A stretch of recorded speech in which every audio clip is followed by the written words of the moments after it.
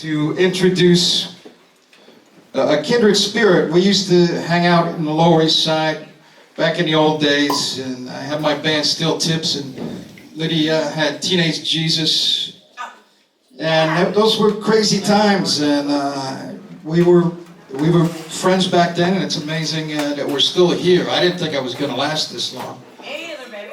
Yeah, but here she is. She's a living fucking legend. I mean, she's done it all. She's a poet, a writer, an actor, an artist. She's like a real Dakini.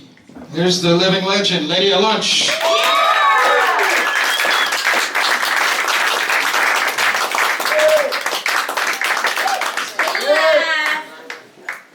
Can't kill me because I'm already dead.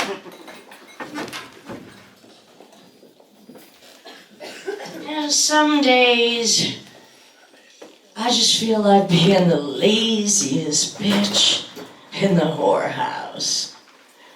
Head cocked to one side, legs spread wide, lucky strike dangling from my cock-stained scarlet lips. Eyes on the alarm clock, whose somnambulant throb reminds me with every passing pulsation that my funeral procession will be a century-long samba littered with the beautiful corpses of hundreds of dead soldiers who had fired into me like bullets at point-blank range, who had come to soil my battlefield with their heavy artillery. And I can just imagine myself now and then, as it always was, as it was in the beginning, as it shall be, world without end, amen, anointed with the hot molten lead, which would mingle with the blood and calm eyes heavy with morphine, cocaine, MDMA, or madness, minds swill drunk on the uncontrollable contaminants whose steady diet I have feasted on for decades as a tribute to my own survival of the sickest. Now some nights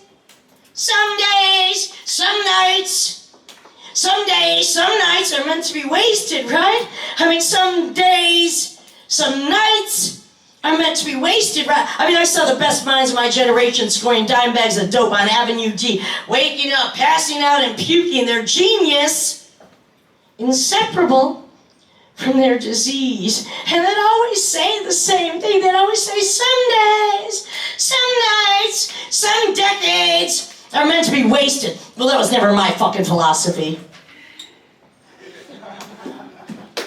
No, don't do it. Bring me a white wine, don't do it. Don't interrupt. Remember the night we met? It had been raining all week. The atmosphere was thick, oppressive. It was like a lead blanket crushing the lungs. Electricity was bouncing off your skin. You couldn't sit still. You were pacing like a condemned man on death row awaiting a stay of execution. It was our first date. So why did it feel like it was your last night on Earth? You finally relaxed after a couple of shots of, I believe it was Jim Beam. It took the edge off. Your hands finally stopped shaking. I brought one of them up to my lips. They smelled of cigarettes, whiskey, and honey. I kissed your fingertips, the inside of your wrist. I closed my eyes and licked thick scar tissue which crisscrossed up and down your arms, a roadmap of conflict and insurrection, bearing ancient bruises like mysterious hieroglyphs I wanted so fucking badly to decode. You shivered and pulled away, smirking. You said you were wounded in a hunting accident, that you were hunting for ghosts of a murdered past. Their devilish residue left a high-pitched howl that hurt your fucking head. You said that when their voices got too loud, you'd pick up a knife and try to locate their tongue so you could cut it out. You could quiet them down. You laughed. I didn't. You offered me another drink.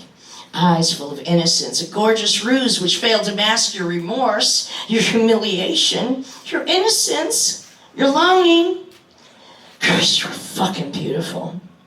We crashed into each other like wounded soldiers, banging our bodies against each other as if we were trying to escape this fleshy prison, clawing at the walls that the other hid behind, impenetrable barricades shielding the remnants of our shattered youth. Shell-shocked and slightly delirious, we were seeking refuge in each other's embrace, and we found it there.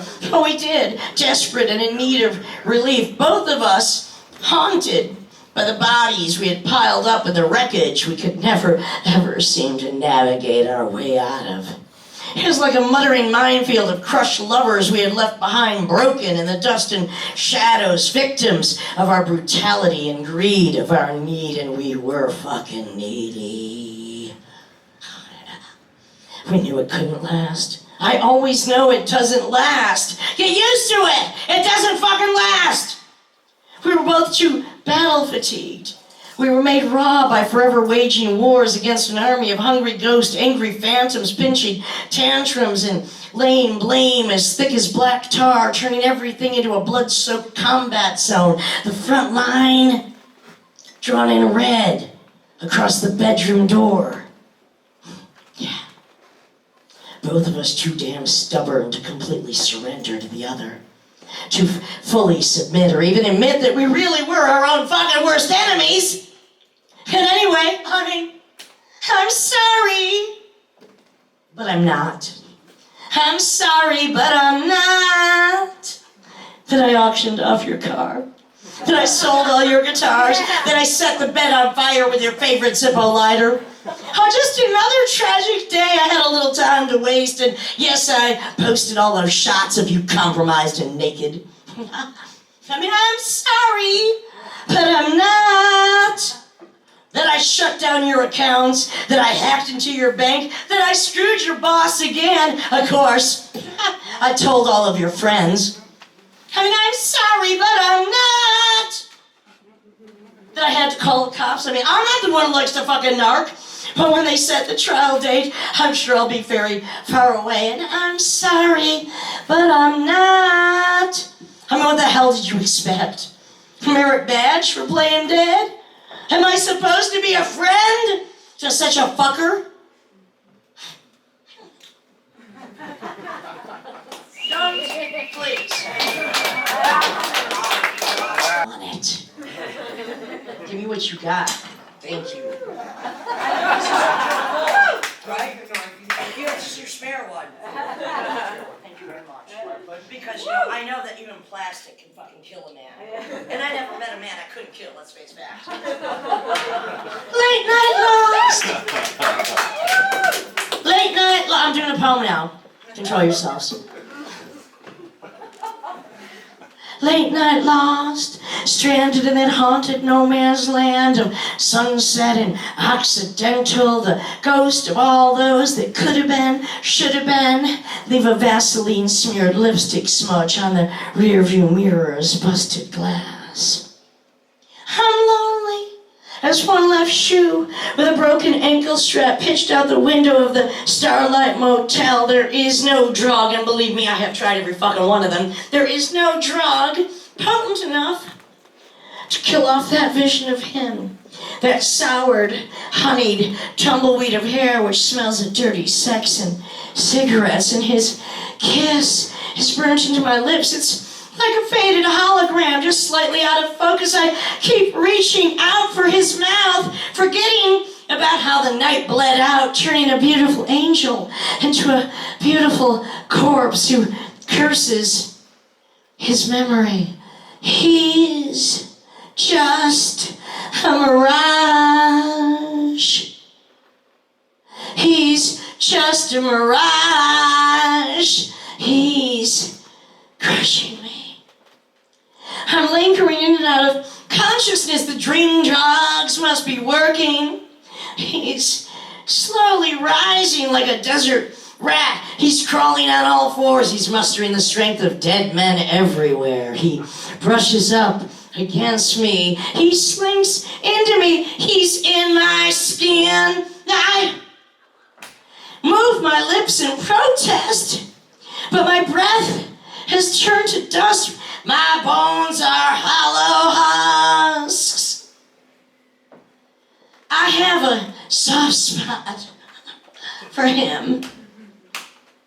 I have a soft spot For him, kisses on the razor's edge, kisses on the rain, dry whispers. Lips as thin as paper cuts, he is mouthing instructions which I will fight with all my will. He's telling me to pick up the snub nose. Pick up the snub nose, a small caliber 45 revolver. After all, he is fucking dead. He's just a mirage. He's just a mirage. He's crushing me. Cool evening breeze kisses dirty feet. My tongue swollen, preventing argument against his hypnotic pull. He pulls at me. This is his domain. This is his domain. Caretaker to the endless obsidian night, that grave digger of crushed dreams, mortician's reanimator of broken hearts. He's just a mirage. He's just a mirage. He's crushing.